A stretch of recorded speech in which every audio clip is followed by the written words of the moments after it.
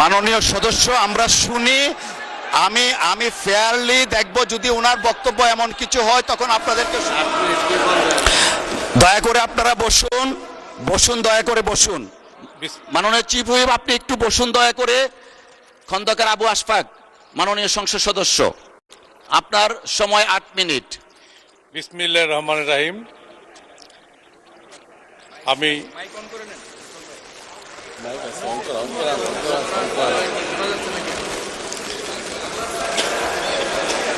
আমি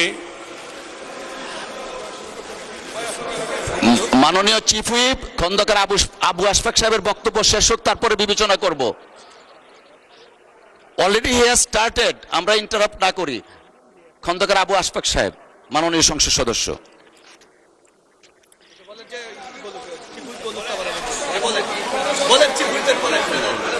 আমাদের chief whip সাহেব শেষ করুক, তারপর আমি বলি।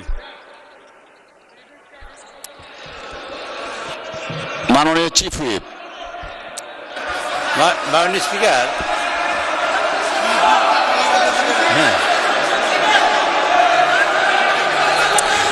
মাননীয় সদস্য আমরা শুনি, আমি ফেয়ারলি দেখব, যদি ওনার বক্তব্য এমন কিছু হয় তখন আপনাদেরকে সুযোগ দিব।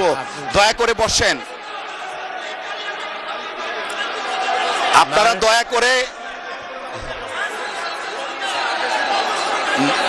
মাননীয় সংসদ সদস্য আপনারা বসুন, দয়া করে বসুন। কি বলতে চাই আমরা শুনি। মাননীয় স্পিকার, অ্যাডভার্স কোনো কিছু হবে না, দয়া করে বসুন।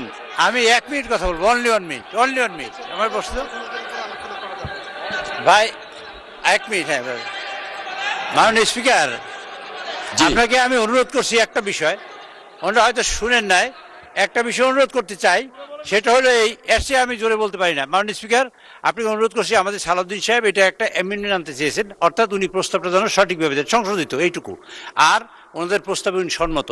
আর মাননীয় স্পিকার, আমি আপনাকে অনুরোধ করতে চাই, বিরোধী দল থেকে এই যে মাননীয় সদস্য উনি বারবার দাঁড়িয়েছেন, আপনি যদি ওনাকে 1 মিনিট কথা বলতে দেন, তবে মাননীয় অপোজিশন লিডার যে কথা বলেছেন, রাইটলি বলেছেন, আপনার সিদ্ধান্তের পরে আর কোনো কথা বলা যায় না এবং উচিত না, এবং আমরা সেটা সিদ্ধান্ত মানি। তো সেইখানে আমি বলছি যে একটু সংবিধানের একটু প্রস্তাবটা একটু সংশোধন আনা দরকার, সেইটা আপনি আনেন যাতে আলোচনাটা সহজ হয়। নাহলে এই প্রস্তাবটা ভুল থেকে গেলে প্রবলেম হয়ে যাবে মানুষ করে। এইটুকুই আমাদের আবেদন, এবং এইটুকুই আমাদের মাননীয় স্বরাষ্ট্রমন্ত্রী এই কথাটুকুই বলতে চেয়েছেন। আর জি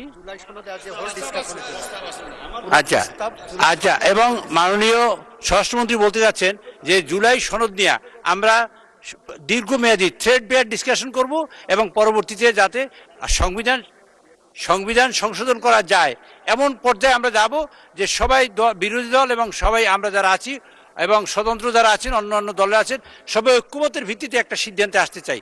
এবং আমাদের বিরোধী দলের নেতা রাইটলি বলেছেন যে আপনি সিদ্ধান্ত দেওয়ার পরে অ্যাকচুয়ালি আর কোনো আলোচনা চলে না। তবে সেই ক্ষেত্রে শুধুমাত্র একটু বক্তব্য এইটুকু যে ওইটা প্রস্তাবটা যেন সংশোধিত আকারে আসে। ধন্যবাদ মাননীয় চিফ হুইপ। আমি খন্দকার আবু আশফাক সাহেব আপনার অসমাপ্ত বক্তব্য সমাপ্ত করার জন্য অনুরোধ জানাচ্ছি। দেখো মাননীয় বিরোধী দলের নেতা, মাননীয় বিরোধী দলের নেতা, মাননীয় বিরোধী দলের নেতা,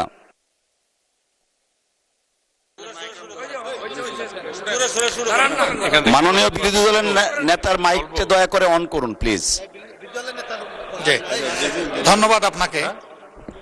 আসলে রুলিং দেওয়ার পরে বাকি যারা কথা বলেছেন, আপনি যদি এজেন্ডা রিওপেন করতেন তাইলে বলতে পারতেন। আপনি তো রিওপেন করেন নাই, আপনি রুলিং এর জায়গায় আছেন। তো আমি অনুরোধ করব যে আপনি আজকে আপনার উদ্বোধনী বক্তব্যে বলেছেন যে আপনি জাস্টিস করবেন, আপনি নিউট্রাল থাকবেন। এই দিক থেকে আমাদের চিফ হুইপ বারবার চেষ্টা করছিল একটা কথা বলার, সে কিন্তু সুযোগ পাচ্ছে না। আপনি দেন, আবু আশফাক সাহেবকে দেওয়ার পরে ওনার কথাটা মেহরবানি করে শুনবেন, এটা আমার অনুরোধ। মাননীয় বিরোধী দলের নেতা, আপনাকে অসংখ্য ধন্যবাদ। খন্দকার আবু আশফাক মাননীয় সংসদ সদস্য, আপনার বক্তব্য সমাপ্ত করুন দয়া করে।